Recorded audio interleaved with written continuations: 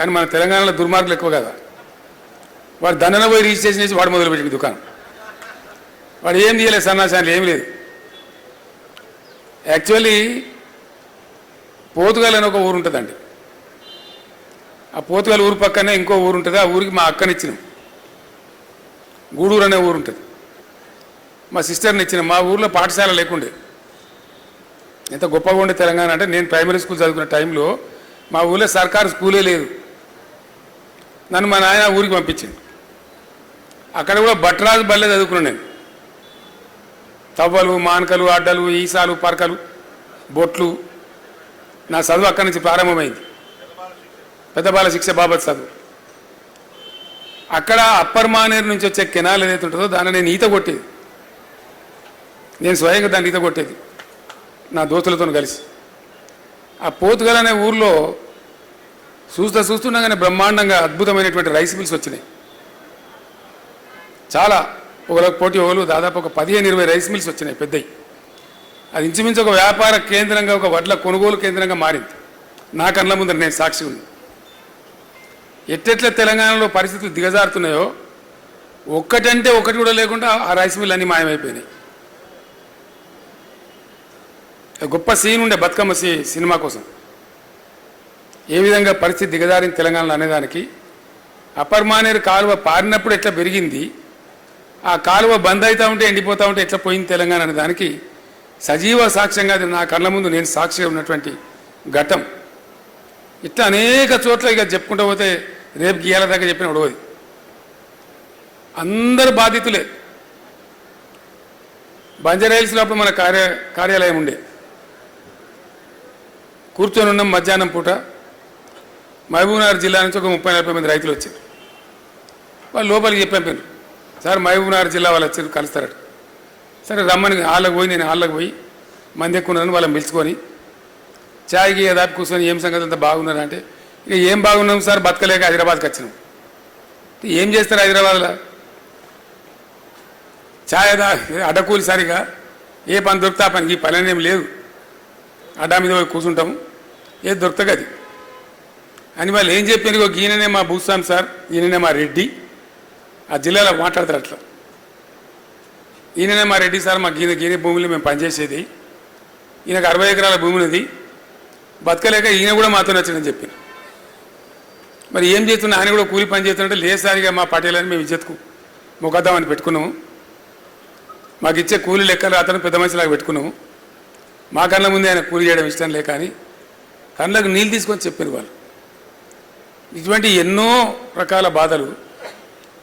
మొత్తం పాలమూరు జిల్లా బొంబాయి బస్సుల కాలవాలం కావడం ఒక హృదయ విదారకమైనటువంటి దృశ్యం. కానీ దురదృశ్యం ఏంటంటే, ఆనాడు ఉన్నటువంటి తెలంగాణలో ఉన్నటువంటి కాంగ్రెస్ నాయకులు కానీ టీడీపీ నాయకులు కానీ కేవలం రాజకీయాలు, వాళ్ళ పదవులు వాళ్ళ కోసం చూసుకున్నారు తప్ప ఒక్కడు కూడా గట్టిగా స్పందించి తెలంగాణ కోసం మాట్లాడాలి. కనీసం వాళ్ళ జిల్లాకు జరిగే నమ్మలేరు. మీకు కూడా చాలామందికి తెలియదు ఈ విషయం. ఇక్కడ జలసాధన మనం ఎప్పుడో చేసినాం, మీరు మర్చిపోయినారు. బచావత్ ట్రిబ్యునల్ అని ఒక ట్రిబ్యునల్ ఉంటుంది. 1974లో వాళ్ళు 2 నదుల నీళ్లు కేటాయించినారు, గోదావరి, కృష్ణా నది నీళ్లు కేటాయించేటప్పుడు ఆయన కామెంట్ రాసిండు ఆ బచావత్ జడ్జి గారు.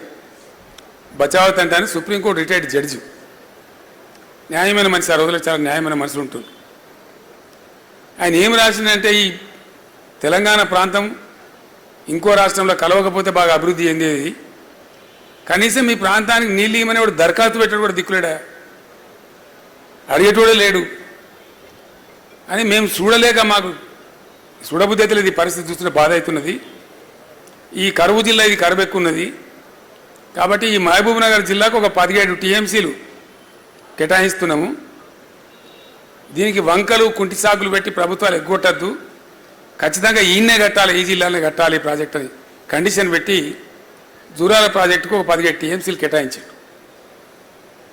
దాన్ని ముట్టినోడు లేడు, పట్టినోడు లేడు, అడిగినోడు కూడా లేడు. ఇక తెలంగాణలో ముఖ్యమంత్రులు కానీయగానే పోదురు. అయితే 6 నెలలకే దుకాణం పెట్టి ఏడాదికి దించేసాడు. దానికి పీవీ సాబును కూడా అట్లే దించేసారు, అందరిని దించేశారు. అయినోళ్ళే ముగ్గురు, చెన్నారెడ్డి, అంజయ్య, పివి నరసింహారావు గారు.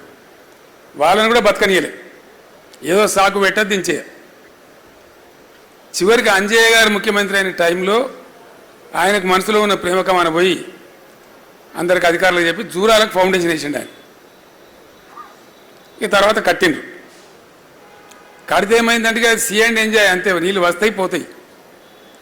కర్ణాటకది కొంత భూమి మునిగింది, వాటి నిండా నింపునే నీళ్లు. ఇక కాలువ దవ్వరు, నీళ్ళు వారాయి, ఏం లేదు.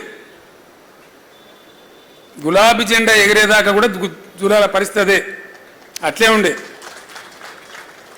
ఉన్న ఆర్డీఎస్ కాలువను నాశనం పట్టించిండ్రు. 85,000 ఎకరాలకు ఉన్నటువంటిది మొత్తం 10,000 ఎకరాలకు వచ్చింది. జూరాలనేమో జస్ట్ సీ అండ్ ఎంజాయ్, నీళ్ళు వస్తూ ఉంటాయి పోతూ ఉంటాయి, ఏం లేదు మనకి. పట్టిదే పిక్నిక్ పోయినట్టు.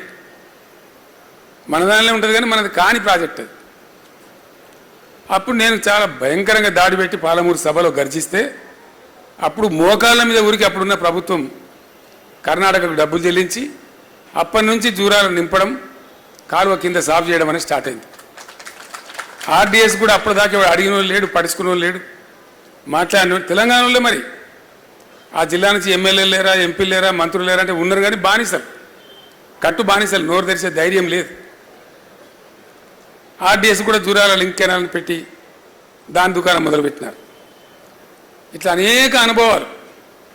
నేను చేసిన ఆర్డీఎస్ పాదయాత్ర తర్వాత కొన్ని ఫలితాలు, హాలియాటు కోదాడ పాదయాత్ర చేస్తే లెఫ్ట్ కెనాల్